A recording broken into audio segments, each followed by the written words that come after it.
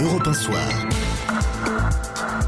C'est dans l'air du temps, la page tendance d'Europe 1 Soir avec David Abiker. Bonsoir David. Salut à vous Nicolas. Et c'est dans l'air du temps, ça on l'a remarqué, la cigarette électronique, ce gadget qui permet d'inhaler de la vapeur d'eau et qui remplace la cigarette. Ça marche assez fort.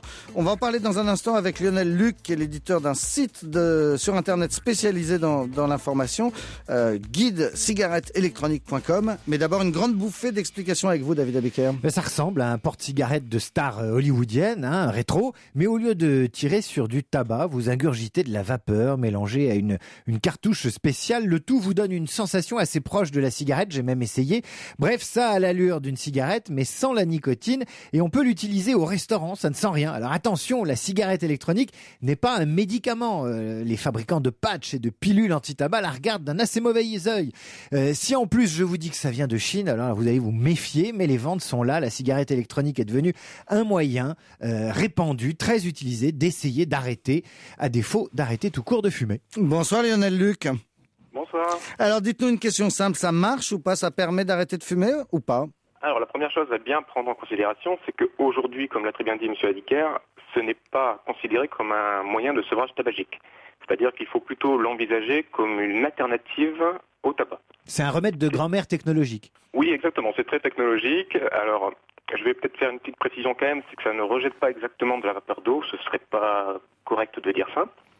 Donc vous avez un liquide qui est effectivement vaporisé par une résistance à relativement basse température, et dans ce liquide, vous pouvez avoir ou non de la nicotine.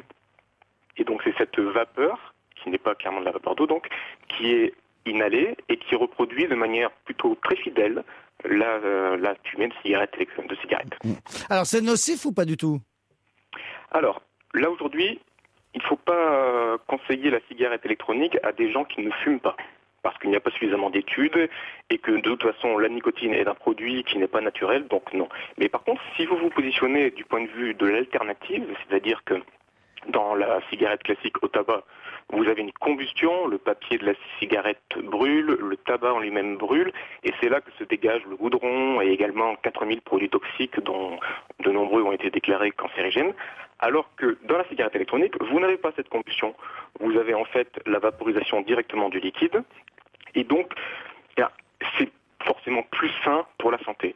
Et ça apporte également tout un tas d'autres avantages, comme par exemple, vous n'avez pas de mauvaise haleine, il n'y a pas d'odeur, il n'y a quasiment pas de tabagisme passif, vous n'avez pas des murs qui se salissent, par exemple, parce que, je vais vous donner un petit exemple qui est assez significatif.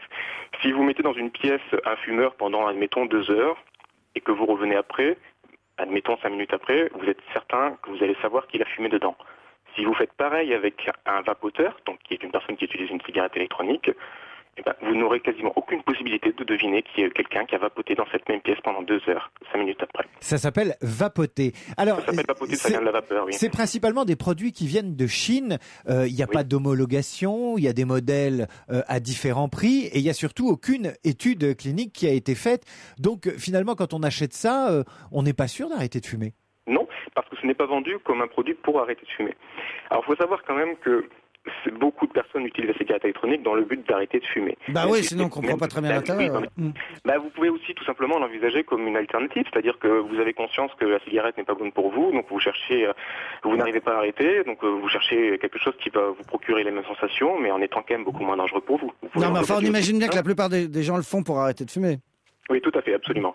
Et donc, même si c'est pas considéré comme un moyen de sevrage tabagique, il faut quand même reconnaître qu'il y a beaucoup de témoignages de consommateurs. Il y a un excellent forum qui s'appelle Forum e-cigarette électronique, un forum e-cigarette.com qui regroupe des milliers de consommateurs, et ils ont atteint un niveau de 13 000 personnes.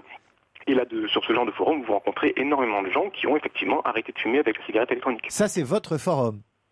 Non, c'est pas mon forum, non, c'est un très bon forum que je cite. Après, j'aurais un conseil important à donner aux personnes qui s'intéressent à la cigarette électronique, c'est de faire très attention. Comme dans beaucoup d'endroits, vous retrouvez de tout. Vous avez des vendeurs d'un côté qui vous racontent que c'est un produit miracle sans aucun risque pour la santé, ce qui n'est pas complètement vrai, le mieux c'est de ne rien fumer du tout.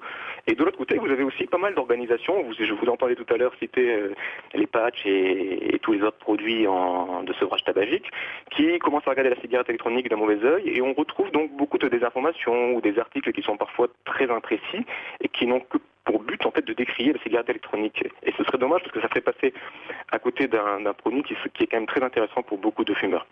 Donc le conseil que je donnerais, c'est de bien vous renseigner avant d'investir dans une cigarette électronique, même si l'investissement n'est pas... Alors justement, vous l'avez dit, investir dans une cigarette électronique, combien ça coûte un vapoteur, vous les appelez comme ça. Un vapoteur, c'est quoi son budget vapotage chaque mois? Et puis surtout, est-ce que vous avez des chiffres d'utilisation aujourd'hui en France, puisque vous-même, vous en vendez ces fameuses cigarettes électroniques? Oui, tout à fait, oui. J'en vends avec la société Amisa. Effectivement, pour répondre à votre première question concernant le budget, un fumeur qui fume aujourd'hui 30 cigarettes par jour et qui remplacerait cette consommation par une cigarette électronique économiserait environ 3 000 € par an. C'est plus de la moitié moins cher en termes de prix. Mais ça irait plus vite si vous nous donniez le prix d'achat du vapoteur. Ah oui, alors pour un appareil de qualité, le prix de départ en fait de l'appareil, c'est entre 45 et 80 €. Et ensuite, il y a les cartouches. Et après, il y a effectivement le liquide qui vient remplir des cartouches. Et c'est là où il faut faire très attention, justement, c'est de ne pas tomber dans, comme on retrouve sur certains sites de vente groupée, des produits d'entrée de gamme à 10, 20 €, car le problème, c'est que dans ce cas précis, vous serez déçu par la cigarette électronique et vous direz que c'est qu'un gadget qui fonctionne pas. Et ensuite, il faudra arrêter le vapotage. C'est-à-dire, il faudra trouver un moyen d'arrêter le vapotage après la cigarette.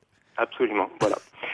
Et alors, il y a un peu plus de moyens déjà de ce point de vue-là, c'est que vous pouvez contrôler le taux de nicotine. Ça veut dire que vous pouvez très bien imaginer vous faire accompagner par un tabacologue et puis petit à petit diminuer le taux de nicotine, 16, 11, et puis vapoter sans nicotine. Comme ça, vous êtes au moins, vous avez réglé votre problème à la dépendance physique. Et après, vous devez encore, bien sûr, vous séparer. On peut mettre des patchs pour arrêter le vapotage qui a permis d'arrêter la cigarette, par exemple. Et on n'en a jamais fini. Merci beaucoup, Lionel Luc, d'avoir été en ligne avec nous. À tout à l'heure, David Abiker. Europe 1 Soir.